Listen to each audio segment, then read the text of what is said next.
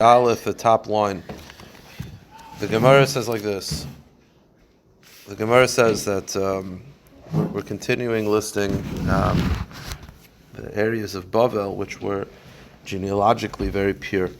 So Amalei Abayil Rav Yosef. This first Amid we're just going to run through. It's just different cities. Amalei Abayil Rav Yosef. Abayil said to Rav Yosef, Lahai Gisa de Paras ad Hecha. How far does Bavel go to the east of to the west of the Euphrates? How far does it go? So Amrlei Maidaitach, he said, why are you asking this? Meaning, apparently, what city are you asking about that was west of the Euphrates? Mishum Biram, the city of Biram.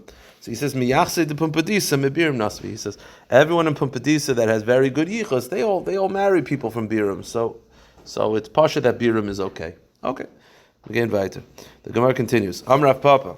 Now we had a whole discussion over the last half an Amid, and we're going to continue into this Amid as to how far does Bavel go. Now this is Negeya Yichus, it's Negeya the genealogical purity. The truth is, if you remember in the beginning of Gittin, there was a concept at the beginning of Gittin that if you bring a get from outside of Israel, if a shliach brings a get from outside of Israel, he has to say B'fani Nechtam, B'fani Nechtam. Now there were two reasons given for it. One of the reasons is because outside of Israel they were not Baki Lishma. They didn't know the laws of it being written Lishma, so you had to say B'fani Nechtam, B'fani Nechtam. I was there and it was written Lishma. What was, according to that reason, the Gemara says, if you bring it within Israel, you don't have to say B'fani Nechtam, B'fani Nechtam. The Gemara says it brings down one opinion that said, Hu Hadin in Bavel. That if you bring a get within Bavel or from Bavel, you don't have to say B'fani Nechtam, B'fani Nechtam because they were very learned in Bavel. So the shaila is, so according to one opinion, that's true for Bavel. So the question is, what is the borders for Bavel regarding Yichus? We've been talking about this. The question is, what about the borders regarding B'fani Nechtam, B'fani Nechtam? So the Gemara says, Amrav Papa, Ke Machlekes the Yochsin, the same opinions that we've had over the last Amid of defining Bavel for Yichus would be the same opinions of how they define Bavel regarding B'fani Nechtam, B'fani Nechtam. It's the same. If it's Bavel for Yichus, it's Bavel for B'fani Nechtam, B'fani Nechtam, and if not, not. Rav Yosef disagrees. He says, no, Machlokes liyochsin. The whole machlokes is regarding the yichus. Aval Gittin, but when regarding Gittin, divrei hakol at arba tinyana de gisher. Everyone agrees that Bavel goes until the second willow swamp past the bridge. Listen, this is describing their area, and they knew these things. The point, Rav Yosef's point is that regarding yichus and regarding B'fani Nechtam, B'fani Nechtam, the two independent sugyas. Regarding yichus, it's where are they makbid on avoiding mamzeris and all that stuff. Regarding B'fani Nechtam, B'fani Nechtam, it's not avoiding mamzeris. It's where do they know the laws of writing a get lishma. So there could be different areas. There were areas of Bavel that were makbid on mamzeris, but they weren't very learned, and vice versa. Okay. Weiter. I'm going to run through this Gemara. Amar Rami bar Abba. Chavil Yama techilta de Bavel. Chavil Yama, which is a city, is the glory of Bavel. It's a very, very chashuv town. Shunya v'guvya techilta de Chavil Yama, and Shunya Guvya are the glory of Chavil Yama. Again, these are chashuv towns. Okay. Ravina Amar Af Tzitzura. Tzitzura is also the glory of Chavil Yama. Okay, fine. Whatever these things mean. I know what it means. I'm saying whatever these places are. Okay, weiter. The Gemara continues like this. The Gemara continues.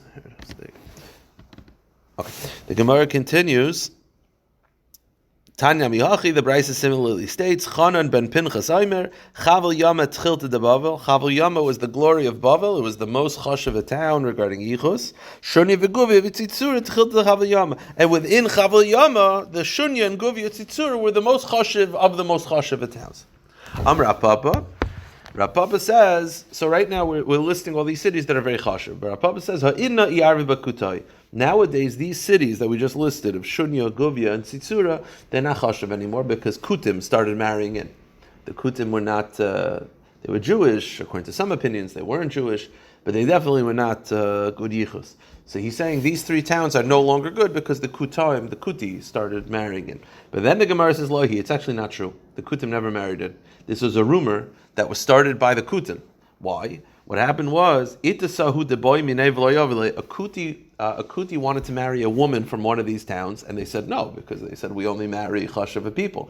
He was upset. He started a rumor saying, it's all Kutim there, knowing he's a Kuti. but it was a false rumor started by him, and therefore these towns are still chashiv. Okay. Now one of the towns that we said that's very chashiv is called Chavel Yama. My Chavel Yama, Amrapab Zuparis de Bursi. That's the Euphrates near Bursa. Okay, fine. Weiter. There was a certain man who said to the Rabbanim, Ana min Shoit Mishut. I am from the city of Shoit Mishut. Amr Rav Yitzchak Nafcha al Raglav Amr. Rav Yitzchak got up and he said, Shoit Mishut bein Anaris Medis. Shoit Mishut is between the rivers. What does that mean? Like Shoit Mishut, that's between the rivers. So the Gemara said, what does it mean by bein Anaris Medis? What did he mean by this? I'm from Queens. Queens is between the rivers. Like what does that mean? So Mahi, what does it mean? So Amar Rabbi, Amar Rav Chama bar Ukva, Amar Rav Yosi bar Chanina, Bein Anaris Harehi Kegel Yuchsa. What he meant is that between the rivers means between the Tigris and the Euphrates, meaning it's Bavel, it's good yichus. So Shoid Mishut is good yichus. Okay. Vehecha Kaima, and where is this area, the Shoid Mishut? Amar Rav Yechanan Meihi Dekira Le'ela, from Meihi Dekira and upstream of the Euphrates. Fine. Amar Rav Yechanan and Mabarta de Gizma. So you're telling me that Ihi Dikra, if you look in the map yesterday, Ihi Dikra is one of those northern points of Bavel, and that's still Chashiv. Wait a minute, I thought Rav Yochanan said An Mavra de Gizma, only as far as the Gizma crossing, and everything above the Gizma crossing is no longer good. So this is above the Gizma crossing. How is it good? Amar Abaya Rutsu Nafka. Again, if you look at the map, the Gizma crossing is over here. Really, everything above that is no longer good, but there's a strip. There's a little strip of land. And on that strip of land, you have Shoid Mishut. Okay. They rather don't have that part on the map, but the Gemara describes it. There was a little strip of land. So generally above the Gizma crossing was not good, but above the Shoid Mishut, above the Gizma crossing was a strip of land. Thin strip of land was still Chashuv. Okay, fine. Rabbi Ritzu enough. Fine. Amar Rav Ika bar Ovin, Amar Rav Chanana, Amar Rav. Chalv Zoin Nehavid. These are Nahawand. All right. Sounds Arabic. Chalzain and Nahawand, these are two cities. Harehi Kegel and those are Chashav cities. You can marry in these. By the way, this entire Gemara is Shaloik Halacha. I just want to point this out. We're going to see on Amid Beis, we paskin like none of this. We paskin that there's a cheskes kashrus on all Jews. That if a person says they're Jewish, you don't have to start assuming that they're mamzeres. This whole Gemara is under the impression that there's tiers of places, and Bavel's the highest tier. We don't pass like any of this. We pass that all the cities are the same, and that is, assume it's fine, because if you start looking into it, it's not going to be great. So you just assume it's fine. Okay, so he says that the cities of Chalzain and Nahawand are Chashiv. Amr le Abaya. So this is said by Rav Ika. Rav Ika said, Chalzain and Nahawand are Chashiv. Abaya says, Loita tzitzli, don't listen to him. Yivamu denaf lehasam. You know why he says it's Chashiv? Because he's doing Yibum with a woman from there. So of course he's saying it's Chashiv, meaning he's Negeya Bedavar. His sister-in-law lives in one of these cities. The brother had married, the brother died. Rav Ika is doing Yibum. So of course he's going to say it's Chashiv because he's got to do Yibum. But it's not actually Chashiv. Don't listen to him. He's got Negiyas, which is very interesting because, it's being Motzi Las on Rav Chananel. Yeah, it's very strange. So the Gemara says, Amr Lei, so Rav Ika responds exactly what you said. He says, I'm not saying my own opinion. Yeah, if he said his own opinion and then was doing it, you'd say, well, of course he's got to say his own opinion. But he's saying, I'm quoting Rav Chananel. So Abaya says, Azal Shaila the Rav Chananel. So Abaya went and asked Rav Chananel what he said. Amr Lei, Hachi Amr Rav, Chalzan Hawad Harei Gvel Yochsan. Yeah. Okay, Abaya said, fine. I take it back. Okay, Shine, you are correct. So Chalzain and Nahawand are good. Now maybe the reason why he was so questioning of this is because it's a machlekes of whether Chalzain and Nahawand are Chashav cities. Plika de Rav Bar Kahana, this assumption that Chalzain and Nahawand are Yichus Dika cities is not like Rav Abba Bar Kahana. Rav Abba Bar Kahana. Rav Abba Bar Kahana said like this. What does it mean in the pasuk? The pasuk describes the Sancheriv. The Sancheriv, we know that he would take people from one city and move it to the other. That was his whole mahal. So he took the 10 tribes, the 10 Shvatim, and he took them out and he moved them places. Now, one of the cities that we're going to see that he sent them to was Chalzain, and Nahawand. And the Gemara is going to say we have a tradition that the 10 Shvatim, when they left, they started marrying Goyim and no more Yichus.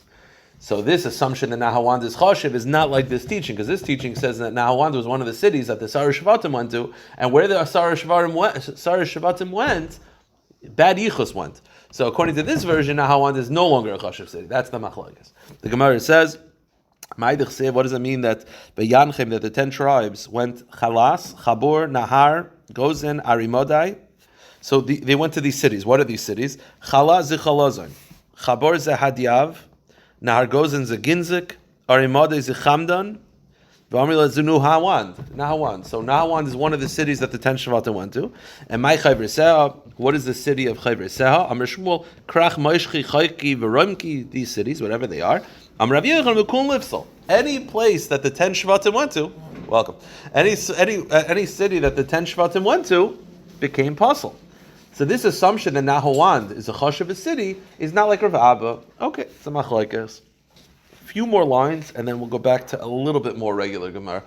The Gemara continues, Kasalka Daita. Now we said that one of the cities that's no good was Moshchi. So we were under the impression that Moshchi and Moshkani were the same place. The problem is Moshkani is good and Moshchi is bad. So they can't be the same place. So Moshchi and Moshkani are not the same place. Moshchi being bad, Moshkani being good. Okay. Kasalka Daita, we assume that Moshchi Hainu Moshkani, that Moshchi and Moshkani were the same place. The problem is, Amr Rav Chia Barabba and Amr Shmuel, Moshkani Hareki Gali Yochsen. Moshki bad, Moshkani good. They can't be the same city. So the Gemara says, okay, they must be different cities. Okay, fine, sure. Now, the Gemara continues like this. The pasuk describes in Daniel that Daniel had a vision of 4 beasts, 4 animals. Now these beasts represented different kingdoms that would subjugate Klal Yisrael. He is describing, I believe, the second beast. The second beast looked like a bear, which, as we're going to see, was a description of the Persians. The Persians were bear-like people, and the pasuk describes Tlas ilin bipuma ben shineha, that he had 3 ribs in its teeth. It was chewing on 3 ribs, this bear-like creature. So what is this referring to? So the Gemara says, Amr Rav Yechanan, Zu Chalzoin, Hadyav, Netzivan. This is referring to the cities of Chalzoin, Hadyav, and Netzivan. Shepam Bailasam, Upam Poltasan. Sometimes the cities were completely controlled by the Persians, and sometimes not. Now, when it's in their teeth, that means that sometimes you could spit it out, or sometimes you could swallow it. So these 3 cities were under siege by the Persians.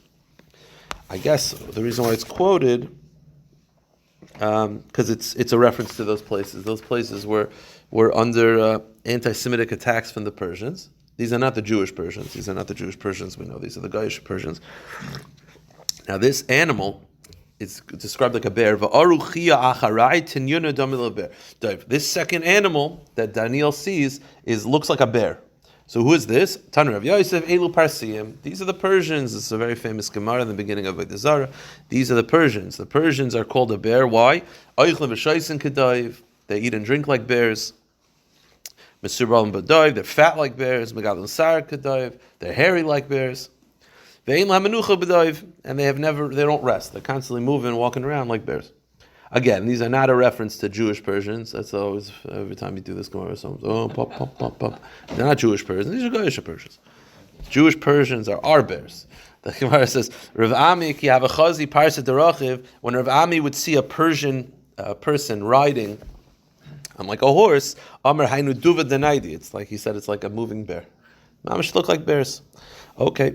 Amar le Rebbe le Levi. Rebbe asked Levi the following. Apparently, Levi was very good at mishalim, Rashi says. He was very good at mishalim, at analogies. So if you'd go over to him and you'd say, like, what were the Persians like? He would give you an example of something that you could, he was very good at making analogies. So the Gemara says, Amarle Rebbe le Levi. Rebbe said to Levi, Haroi Parsim, what were the Persians like? So, Amarle, Daimim l'chayale shel Beis David. He said they resemble the king, the soldiers of Beis David. In the same way the soldiers of David's kingdom were very strong, so too the Persians were a very strong, aggressive-looking people. Okay? Hareini Chavarin. Show me the Chavarin. So Rashi says the Chavarin were a nation near the Persians that were more destructive and more aggressive. So he said, what were the Chavarin like? So he says, they were like angels, they were destructive angels. I'm not sure how that helps out. I guess you could imagine destructive angels in your mind, just destroying. Okay. Hareini Ishmaelim, show me the Ishmaelim. So they're the demons of the bathroom. It's a very accurate description. Demons of the bathroom. Okay. Hareini. Yeah. Hareini Talmidei Chacham shebeBavel. Show me the Talmidei Chachamim of Bavel. What are they like? Because then there's in Eretz Yisrael. What are the Rabbanim of Bavel like? They're mamish like angels. Okay. So now this next Gemara is very interesting. On Rebbe's deathbed, as he's dying, he starts talking. Now some of the things he's just like letting all the secrets out because he's dying anyway. Might as well. And some of it was a nevuah. Some of it was things that a human cannot know, and some of the things were the things that he knew that he just wanted to officially, like, spill all the secrets. So the Gemara says, as Rabbi was dying, he said the following thing. So Rashi actually, you know what? I take it back. Rashi says over here, actually, from Rashi, it sounds like all the things were nevuah. Even the things that seemed to be things that he could have known, it was all nevuah. So these are all prophetic visions that Rebbe had on his deathbed. This is what he said. Amar, he said, Humnia ikba Bavel. There's a town in Bavel called Humnia. I thought he knew about Humnia. Apparently he didn't know about Humnia. But he says there's a town in Bavel, Humnia. Kula Aminoihi. They're all Amonim. We know that you're not supposed to marry the Ammonim, right? It's us to marry an Ammoni convert. He says that entire city are Ammonim. So puzzle, genealogically impure. Okay, let's keep going. Misargia Ikba Bavel. There's a town in Bavel called Mesgaria. Kula Mamzerihi. They're all Mamzerim. Okay. Birka Ikba Bavel. There's a town in Bavel called Birka. And you should know in that town, Shnei Achim Yesh, there are two brothers, Shemechaflifin Nishoseim Zemizeh, that they are swapping wives with each other. Two brothers are swapping wives with each other, so it's making mamzerim. So in the city of Birka, there's one family that's pumping out mamzerim. Okay? Birta Desatya Ikba Bavel. There's a town in Bavel called Birta Desatya. Hayoim Saru Me'achar Makom. Today, they all went off the derech. That's what Rabbi said. What happened? So what happened was, that day, I guess, was Shabbos. De'akbi Pira B'kavi B'Shabbos. So that day was Shabbos, and they had like pools with fish. All of a sudden, a tremendous amount of fish. It was Shabbos, but they all were Mechal Shabbos and went fishing. So he said, right now in this town, inside, they're all Mechal Shabbos right now. And he said, what happened? The Ozil v'tzad Shabbos. They saw all the fish. They were like, we got a chaperein, and they were Mechal Shabbos by catching fish on Shabbos, which is a Chil Shabbos deraisa. V'shamte Ravacha b'Rabbi Oshia, and Ravacha b'Rabbi Oshia put them in Cherim, v'shtomid, and then they all did idolatry. So that was what Rebbe's vision about this town was. Keep going. Akra de Akma Ikba Bavel. There's a town in Bavel called Akra. Well, you got to know these things. Well, I mean, the genealogical purity, you should know to avoid. Right? We've been saying that Bavel's so pure, not these towns. So the Gemara says, Akra de Agma Ikba Bavel. There's a town in Bavel called Akra de Agma. And Rebbe says, Ada Barava Yeshba. There's a young boy named Ada Barava. Go to the next page. Hayoim Yoshev b'chekes shel Avram. Today he is sitting in the womb of Avram, in the chest of Avram. What does it mean? So Rashi brings down two pshatim. Go to the second shot. It means he's having his bris today. This Rav Barava is having his bris today. Okay. By the way, according to Rashi, that means that this Rav Barava was the same Rav Barava the Gemara, and he lived a very long time. He was a very, very, very, because Rav Barava was one of the Amiroyim, and this is a Tana talking. So he's saying that he lived a very long time. He's saying, right now there's a young little baby who's going to lead Klal Yisrael. His name is Rav Barava. He's having a bris today. Okay? And the last one is, Hayoim Noila Rav Yehuda beBavel. Rabbi said today, Rav Yehuda in Bavel was born. The Rav Yehuda, the leader of Klal Yisrael, is born today. Now the Gemara says, why is he telling you this? Because you have a tradition, Mishames. Basically, the concept is whenever Hashem takes away a tzaddik, the leader of Klal Yisrael, he already replaced him before he passed away. There's always someone There's always that light. Therefore, if Hashem takes away someone, there's got to be someone else. So Mishames Rabbi Akiva, when Rabbi Akiva died, Nelad Rabbi. Rabbi was born that day. Mishames Rabbi, Nelad Rabbi Yehuda. When Rabbi died, Rabbi Yehuda was born. Mishames Rabbi Yehuda, Nelad Rava. When Rabbi Yehuda died, Rava was born. Mishames Rava, Nelad Ravashi. When Rava was born, Ravashi was born. To teach you, Ein Tzaddik Nifter Min Ha'olam, Ad Shenidar Tzaddik Kamoisai. Hashem does not take a tzaddik away unless He replaces him with the next tzaddik. Shenemer V'zarach Hashem Meshuba Hashem. Sunrise, sunsets, all at the same time. Another example. As Eli was waning and his life was ending, Eli the Kohen Gadol, Shmuel was already coming up. The pasuk says the lamp of Hashem was not yet extinguished, meaning of Eli, and Shmuel was already rising up. There's always someone.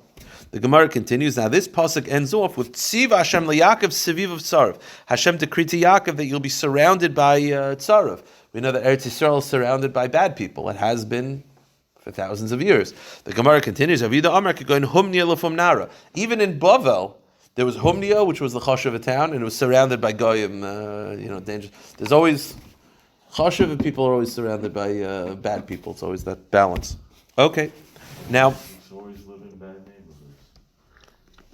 Bad neighbors will come around the good neighbors. The Gemara continues. Now, the rest, almost the rest of the daf,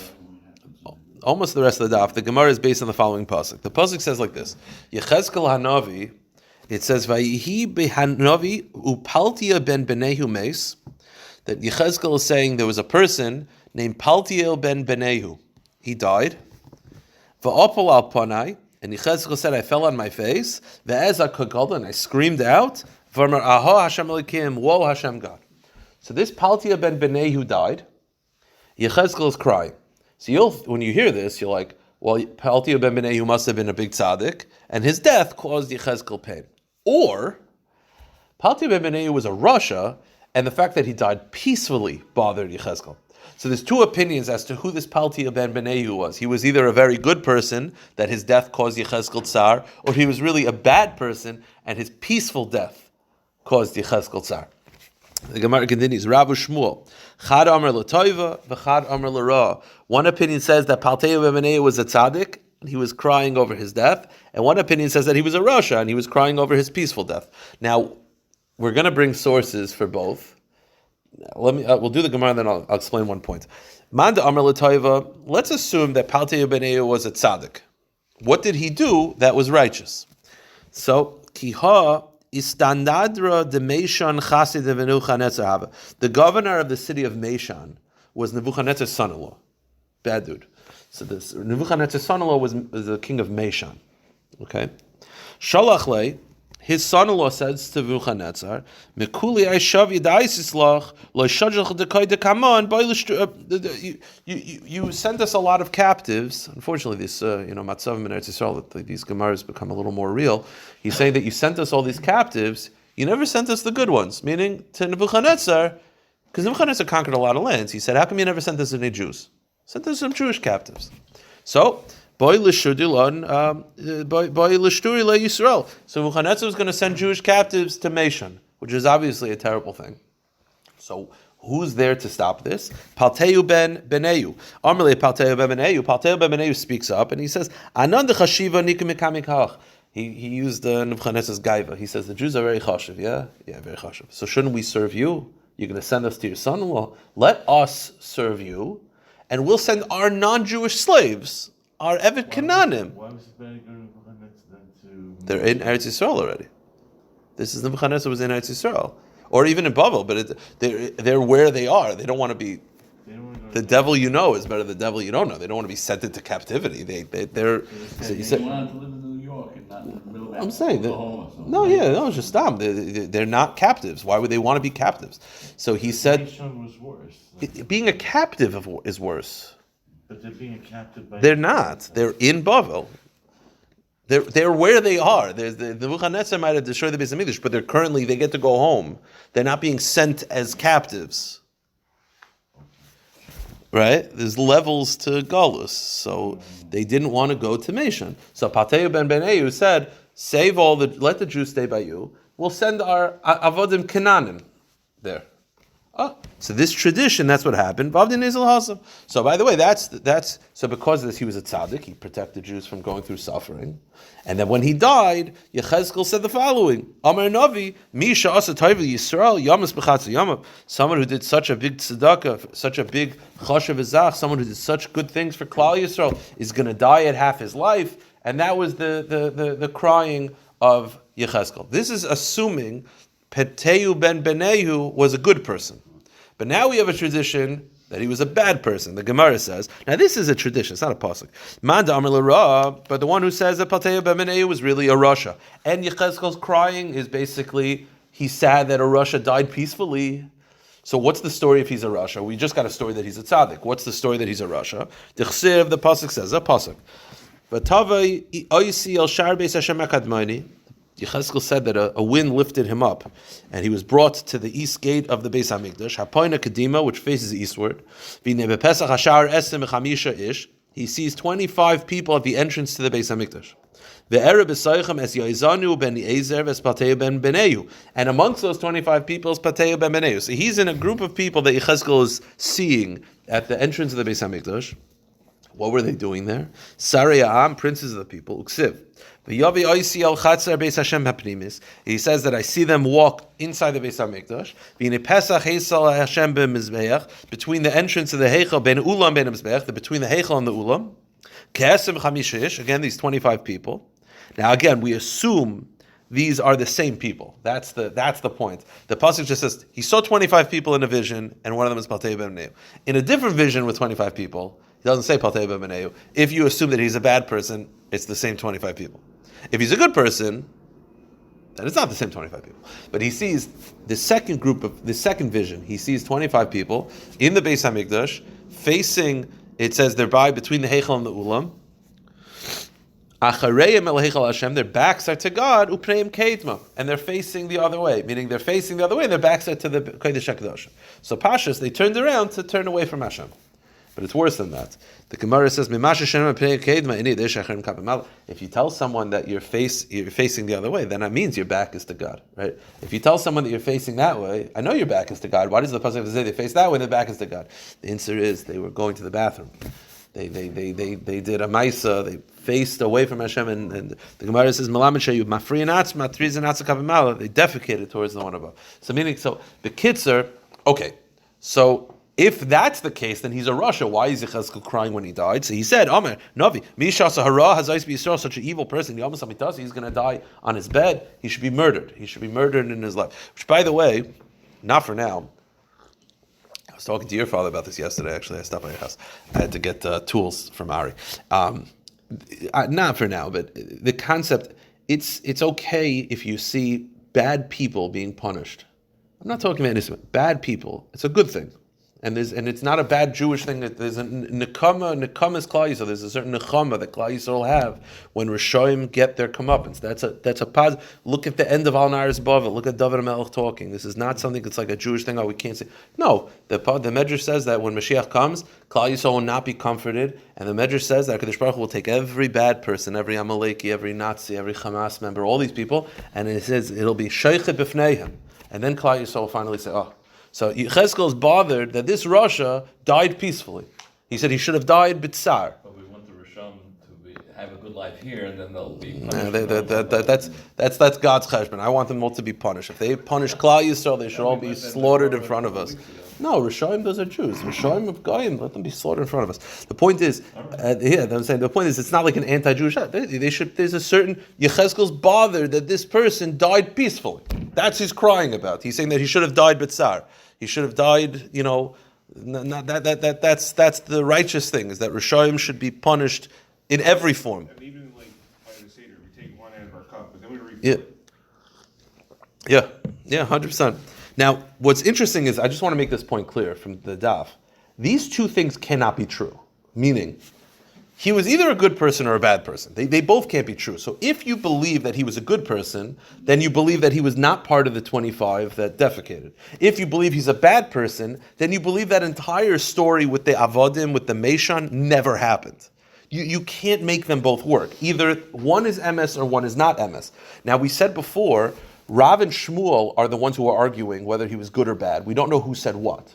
So now we're going to prove that Shmuel is the one who said that he's bad. Why? Let me just say it outside, we'll see it inside. The proof that he was good was that the city of Meshon wanted to take Jewish captives, and he said, no, I'm going to send our avodim to you. If that happened, right, if you believe that happened, that means he's a good person, that means that Meshon is full of avodim. The problem is Shmuel once said that Meshon is genealogically pure. Now, if Shmuel is of the opinion that he was a good person, that means that story happened. If that story happened, then Meshon is not genealogically pure. It's full of our avodim, because we pumped our avodim there instead of sending us. So the fact that Shmuel could say that Meshon has no avodim in it means he doesn't believe that story ever happened, which means Shmuel is of the opinion he's a bad person. Because if he's a good person, that means that story took place. If that story took place, then Meshon is not good for yichus. It's full of avodim. Kananim, which are goyim. So the Gemara says, Tastiyim, let's prove the Shmuel Damar L'Ra, that Shmuel is of the opinion that Paltiyu was bad, and the story of him being good never took place. Why? Damar Rav Chiba Rav and Omer Shmuel, because Shmuel once said, Mushkani, Harei Kigol Yuchsin. Mushkani is a good city for Yichus. Meshon, and what about the city of Meshon, which again, according to the good story, was pumped with Avadim Kananim. Meshon loy chashula. There's no problem about Meshon. Loy mishum mamzeris, loy mishum avdus. There's no avodim there. There's no mamzerim there. The only problem with Meshon, says Shmuel, is kaihanim shahayu bo lehekpidu ala grushas.